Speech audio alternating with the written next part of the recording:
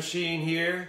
This is a new series that I'm starting with Original Fuzz, the fine folks that make these wonderful guitar straps.